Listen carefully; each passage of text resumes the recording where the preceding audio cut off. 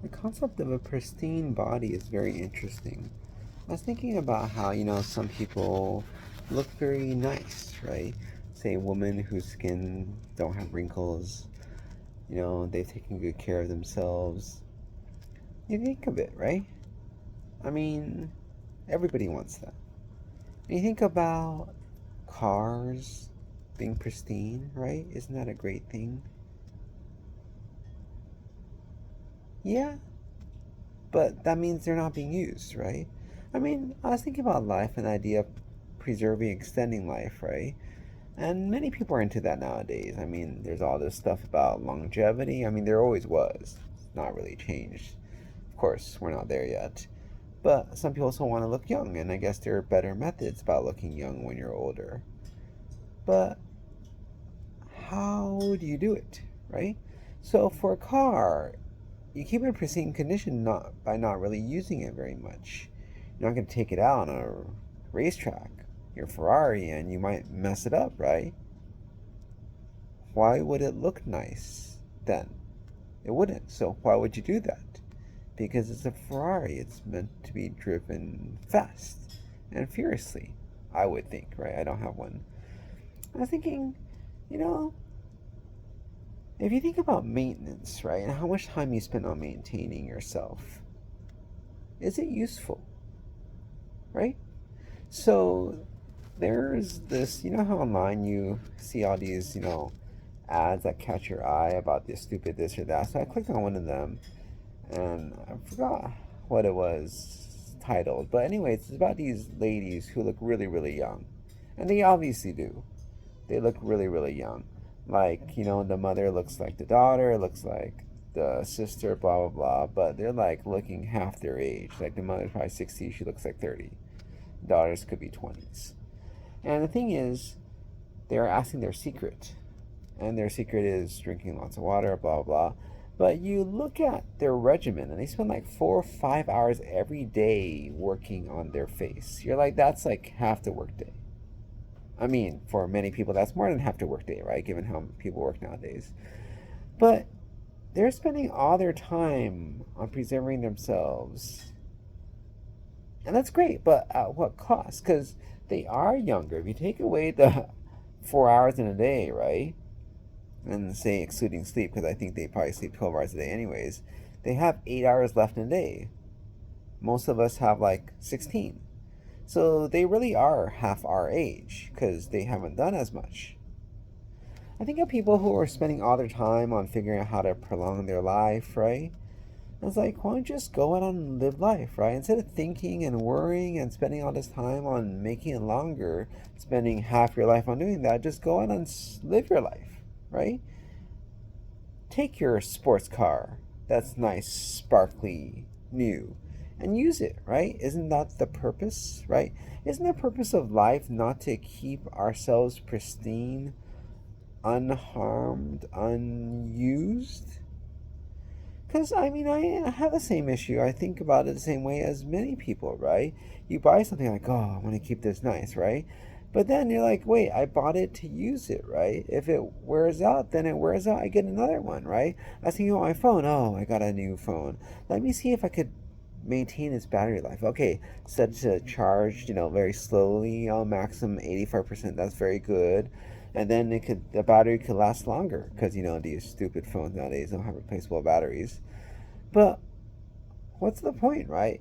If this makes it so I can't get through, what I need to do in a day, if I need to wait for my phone charging and can't do stuff, I mean, it's just a waste. I could just buy a new phone. I know it's a lot of money, hundreds of dollars, but isn't that the point?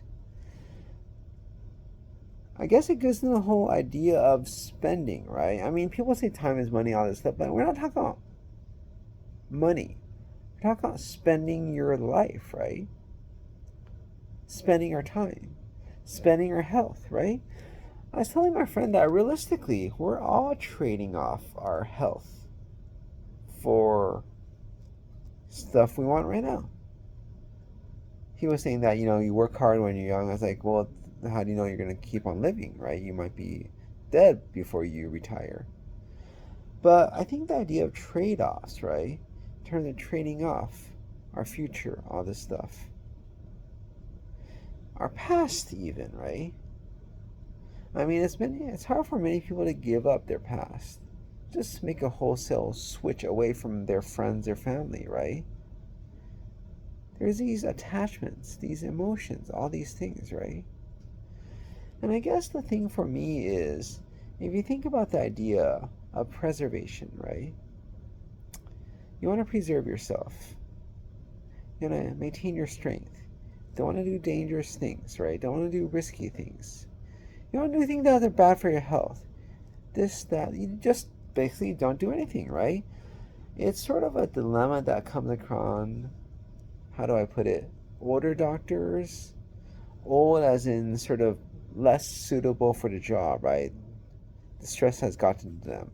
Because I remember talking to somebody about this concept, right? And a doctor I knew who was, very, very cautious, shall we say, afraid to discharge patients, always want to double, triple check this or that.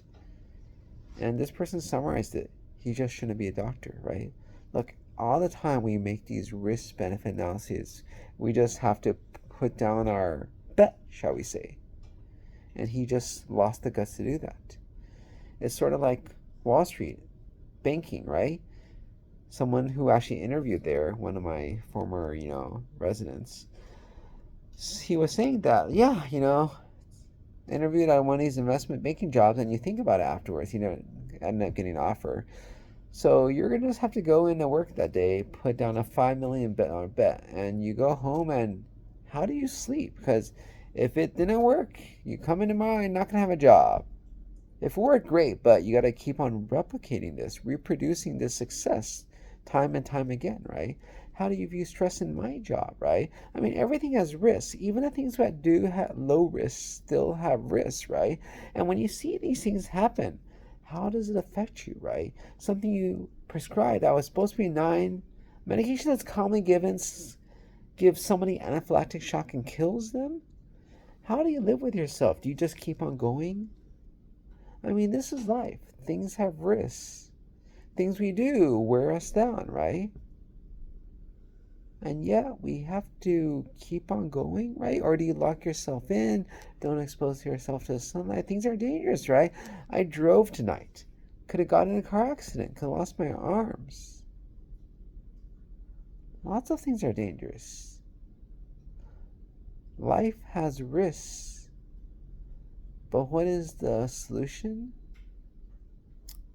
To know that life can be short, can be cut short, but I'm making the most of it while I'm still living.